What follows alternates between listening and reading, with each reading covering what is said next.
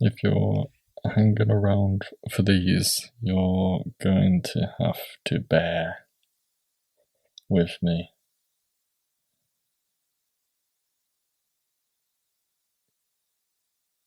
Because in my mind, whatever iPhone is out right now, in my head, it seems like it runs like that. Like an iPhone 17 or whatever is the latest phone. In my mind,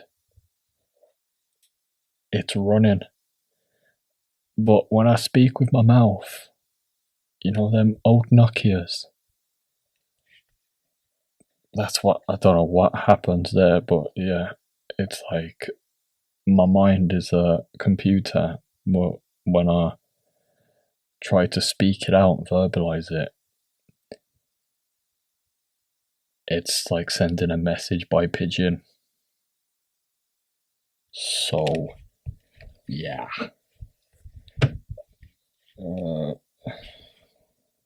Yeah.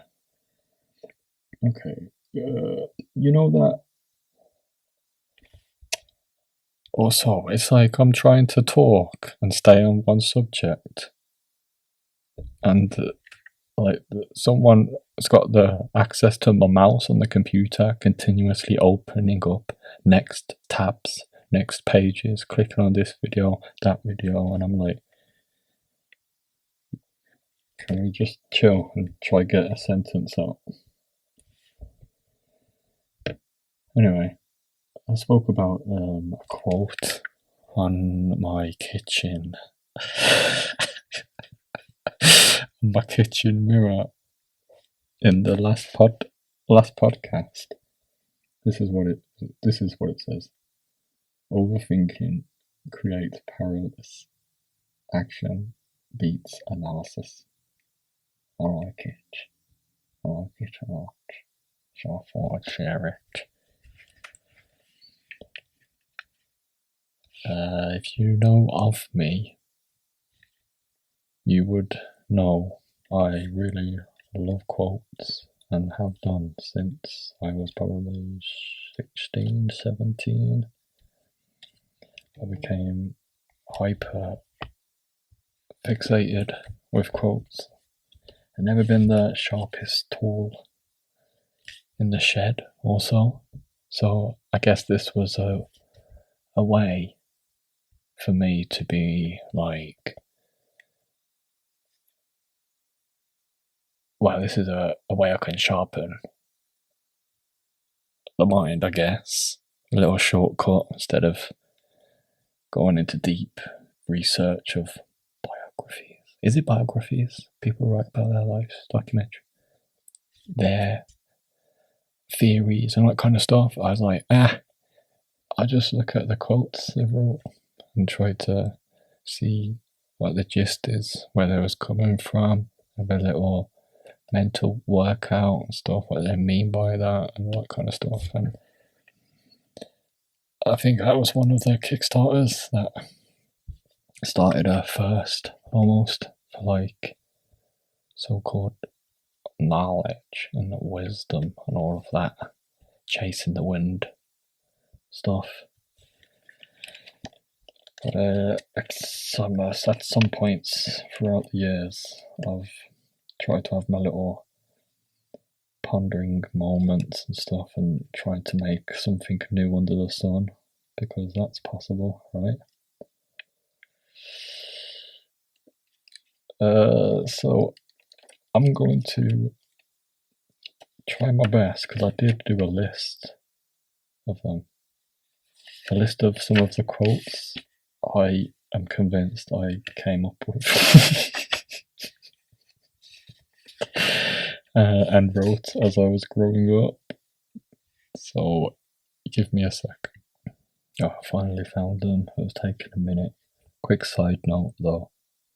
Imagine, for the birds that eat bugs, imagine a bird that has nets for wings. Net wings. And they're just. Right. I had something else to say, so it's gone now. Anyway. Alright. Okay, this at age 29. What a story to tell yourself. That's it, really. I guess you can relate that to neuroscience or something. Practice what we practice, we become. Whatever we practice, we get better at. Even if we're practicing some type of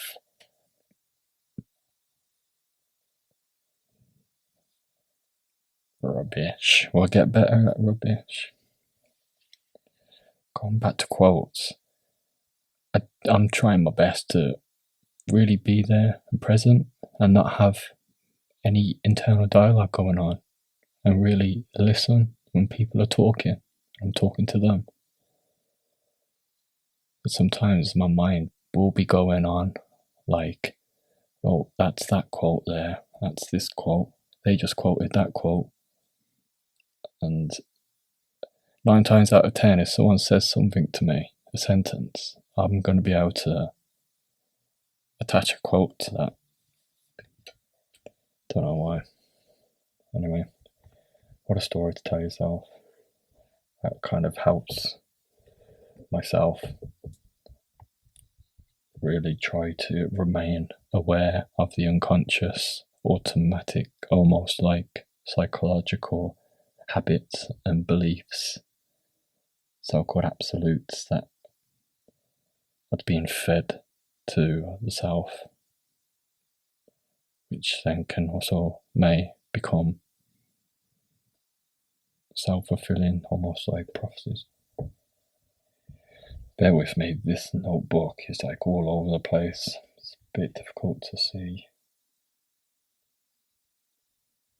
What we got here? Age, mid-20s. Is it? Sometimes you have to get in your own way to get out of your own way. And then in brackets, at least what seems to be quotes here, your way for now. Yeah, it kind of relates to the be wary of the stories you keep telling yourself and what you believe you are.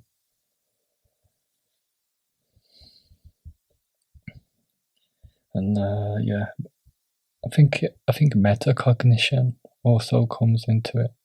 The ability to step back from what you believe to be your own self's thinking.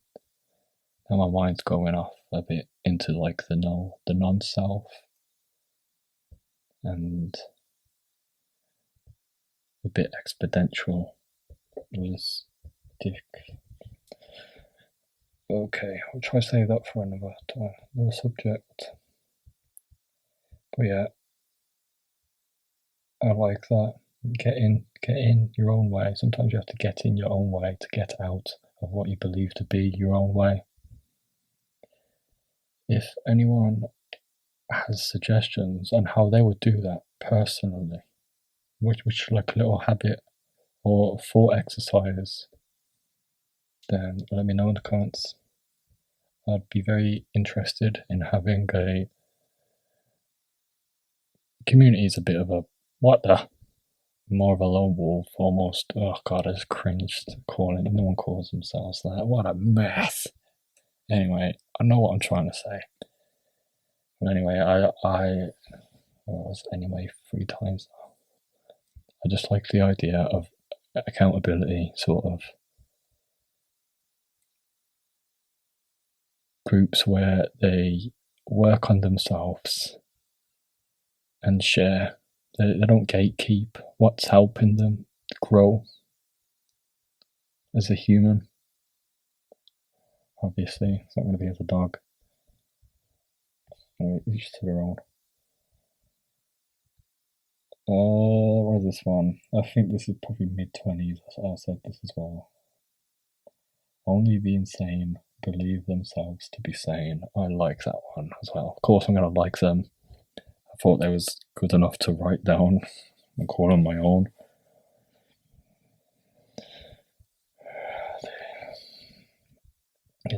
going to me.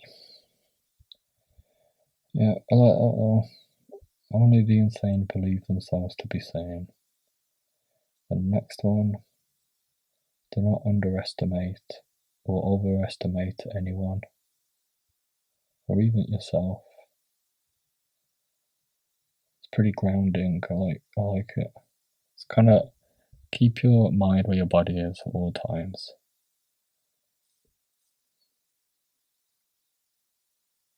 Not completely all times, because then we wouldn't be able to use our mind for inventions and creation, art, music and stuff like that, but you get the gist.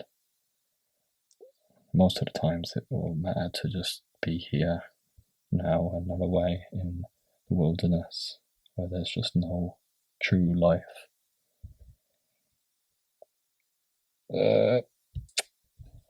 This was probably the first quote I think I kind of like said and got a reaction from. I welcomed a liked reaction, I guess. I don't know. I was 17 in Wales, living with some punk rockers. You either soldier on, or you piss yourself.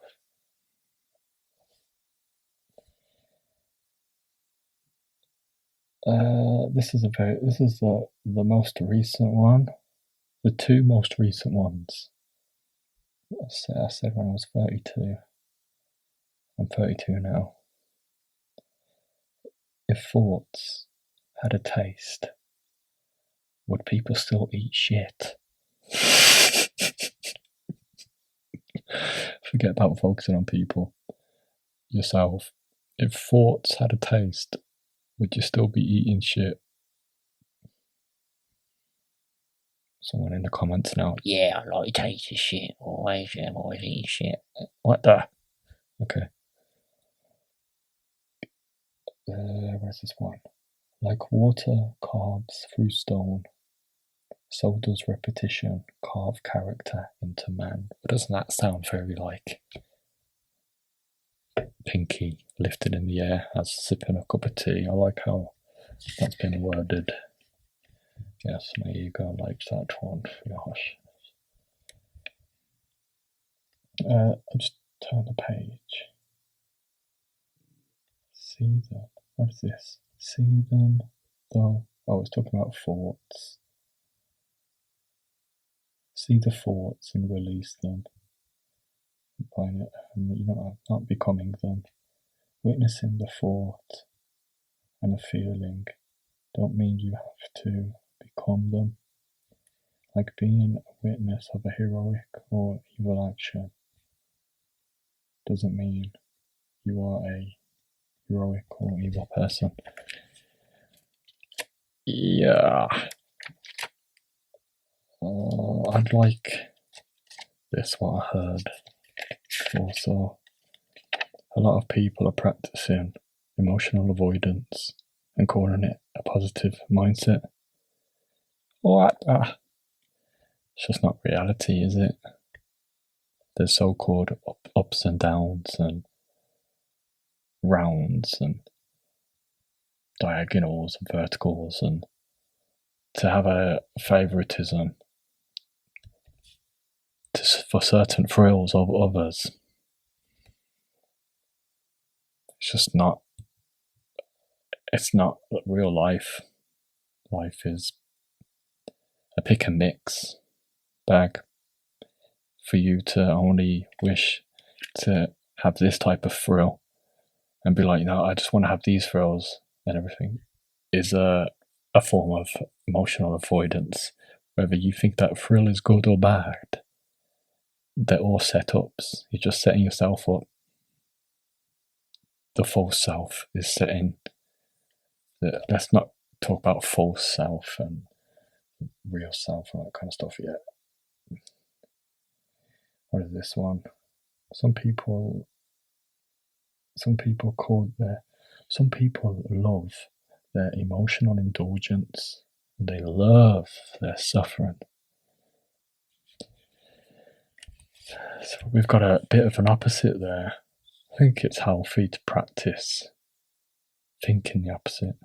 If you think you thought them thoughts anyway.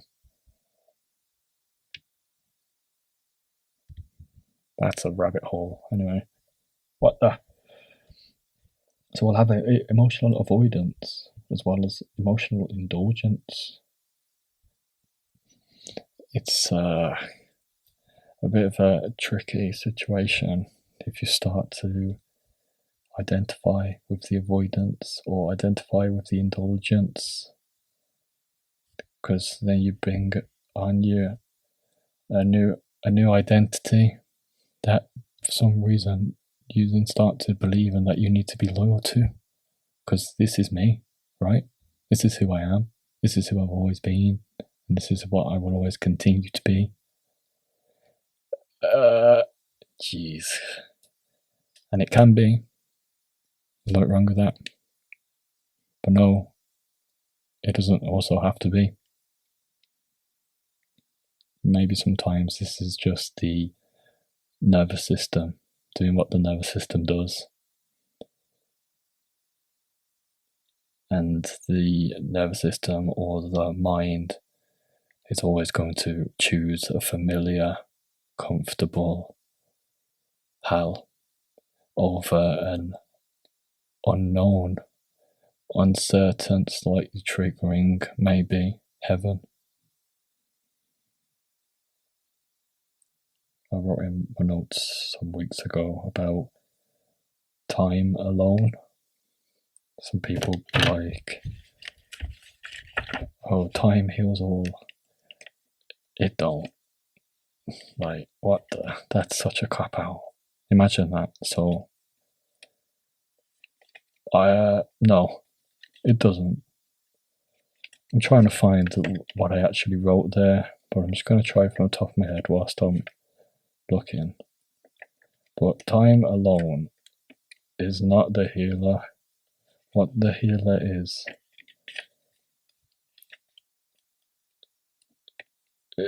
is conscious, committed effort and growth. And sometimes that growth can literally be you facing it and sitting with it and seeing it through, no matter what it feels like or how much of a difficulty and little feeling portals and thought portal that's being gone through there. Sometimes you have to just sit with it and allow the ego to suffer and die. You can either allow that ego to suffer and die and give birth and a new constant little micro rebirths, or you can suffer from the pain of constantly trying to gain the world and control stuff outside of you and the people outside of you, and good luck with that. It's not going to work. I've lost my train of thought. What a story to tell yourself. Someone in the comments. What was I trying to do there? I couldn't find what I was trying to find. About time. Yeah, time not being the healer. Conscious sort of action and stuff. And also sometimes just sitting there, not doing anything about it and allowing it to pass. Sometimes you can't get over it, you have to get through it and endure through it and give thanks, be grateful for whatever it is. Feel it. Even if you have to become it for a quick second or two or whatever, it's up to you how much you allow it to linger. Like Bob Marley said, some people feel the rain and others just get wet. Can't have any biases for what feelings you want. because that's sort of part of just getting wet, you're not feeling through it.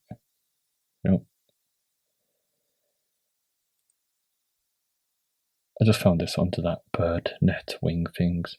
Don't expect to reach the ultimate whilst you're still caught up in the intellect / feelings and the internet.